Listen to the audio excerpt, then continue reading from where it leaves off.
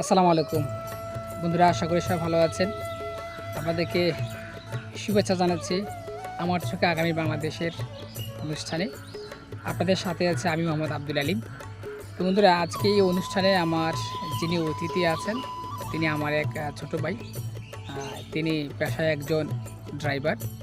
আমরা বলেছিলাম যে আমাদের এই অনুষ্ঠানে আসলে প্রত্যেকটা শ্রেণী পেশার মানুষকে যুক্ত করব। তো আমি চেয়েছি যে আমার এই অনুষ্ঠানে আমার আপনজন লোকেরাই থাকুক, যাদের মাধ্যমে আমি আমার বার্তাটাকে সবার কাছে পৌঁছে দিব।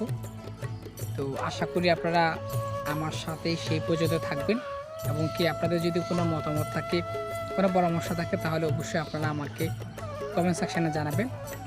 আশা করি আপনারা এতে অনেক উপকৃত হবেন। আর পাশাপাশি কিভাবে কাজ করলে আরও ভালো হয়, সুবিধা হয়, এবং কি আরও প্রাণবন্ত হয়, সে জিনিসটা আপনারা আমাকে পরামর্শ দিবেন। তার জন্য অবশ্যই আপনাদের মেসেঞ্জার আছে এবং কি কমেন্ট সেকশন আছে, সেখানে আপনাদের মতামত তুলে ধরবেন।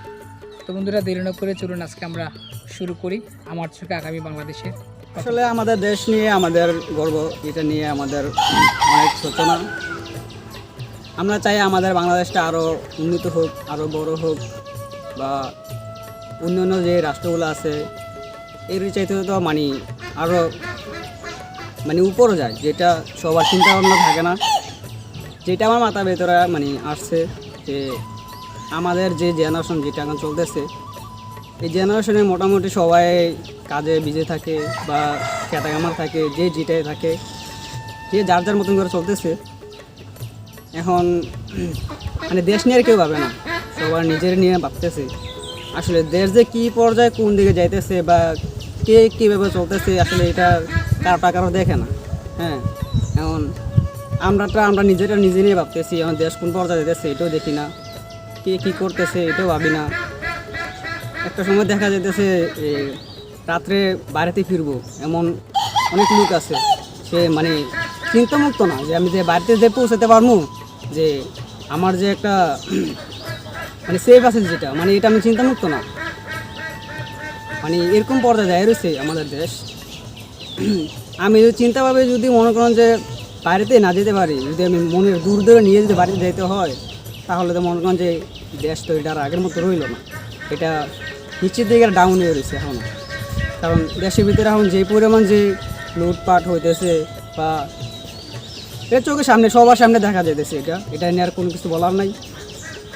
আমরা এটাই চাই যে আমাদের বাংলাদেশটা আরও সেফভাবে থাকুক, আরও উন্নত হোক, আরও যে আমাদের যে এলাকার যে অনেক বড় বড় লোক আছে, ওরাও আমাদের পাশে থাকুক, আমরা চাই, আমরাও তাদের পাশে থাকতে চাই।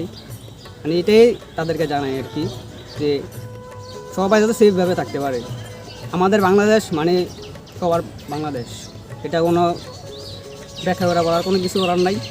সবাই নিজেদেরকে বাইরে যেতে ফিরতে পারে এমন একটা সিচুয়েশন থাকে, বা চিন্তামুক্ত। মেন কথা হচ্ছে যে চিন্তামুক্ত যাতে বাড়িতেই ফিরতে পারে। আমার কাছে এমন হয়েছে, আমি রাতের 12টা-1টার দিকে পাশে আসতেছি, তখনও দেখতেছি যে রাস্তার ভিতরে মনে করেন যে দুর্নীতি চলতেছে। চোখের সামনে কিছু বলার নাই, ওদের সামনে তো যাওয়া যাবে না। ওরা যেভাবে অ্যাটাক করে, যেভাবে দৌড়ে, সম্পূর্ণ সব কিছু দিয়ে দিতে হয়, কোনো কিছু বলার নাই। আর কী বলবো, যে বাংলাদেশ বাংলাদেশ নাই, বাংলাদেশ এখন ডাউন হয়ে গেছে, যেটা এখনও কেউ করতে পারতেছে না। আমরা চাই আমাদের জেনারেশন যত এটারে অ্যাডজাস্ট কইরা সবাই যত একসাথে হইয়া উপর দিকে নিতে পারি, সবাই যত চিন্তামুক্ত থাকতে পারে, যে এটা যত আমাদের বাংলাদেশ, আমাদের গর্ব, আমাদের নিয়ে চিন্তা ভাবনা করতে হইব। কিন্তু বাংলাদেশে তো অনেক ঝামেলা ছিল, বা অনেক আন্দোলন চলছে, দেশের ভিতরে অনেক সমস্যা হয়েছে, অনেক লুটপাট হয়েছে। আমরা চাই না যে আগামী প্রজন্ম যেগুলো আসিল এগুলো না থাকে, কারণ পিছিয়ে যা হয়েছে এটা তো একদম বলার মতন ভাষা নাই। সামনের দিকে যা দেখতেছি মোটামুটি কিছুটা ভালো পর্যায়ে আছে। আমরা চাই এর চাইতে আরও ভালো হোক, বাংলাদেশ আরও উন্নত হোক, আরও ভালো হোক। আমরা চাই আমাদের দেশটা ভালো একটা মানুষের হাতে থাক, বা সবাই মিলেমিশে যাতে বাংলাদেশে থাকতে পারি, মারামারি, কাটাকাটি, হানাহানি এইগুলো যাতে না হয়। বাংলাদেশের মতন চলবো, বাট চলতে হইব সবার মন জয় কইরা, যে একজনটা খাইলাম আরেকজনটা মাইরে দিলাম, এটা করলে হইব না।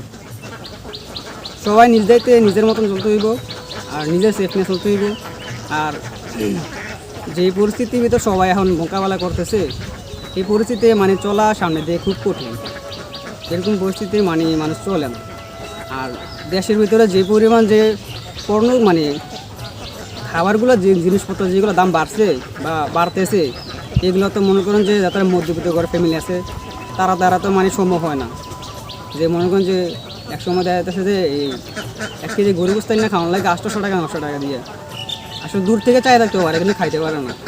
হ্যাঁ, এখন আমরাও চাই যে, তো কারণ এই মানে বাড়ার কারণটা হচ্ছে যে আপনার খাদ্যগুলোর থেকে, খাদ্যগুলো বাড়ার দিকে এদিক দিয়ে এটাও পণ্যটা বাড়ে। হ্যাঁ, আমরা চাই যত উপর থেকে যত এই মালামালগুলো যত কমে আসে, ওর দিক থেকে কমে আসলে এদিক দিয়েও সবাই কমে পায়। হ্যাঁ, এটাই বললাম, যত সব কিছু দাম যত কমিয়ে রাখা হয়, যত সবাই সুন্দরভাবে মিলেমিশে চলতে পারে, এটাই চাই।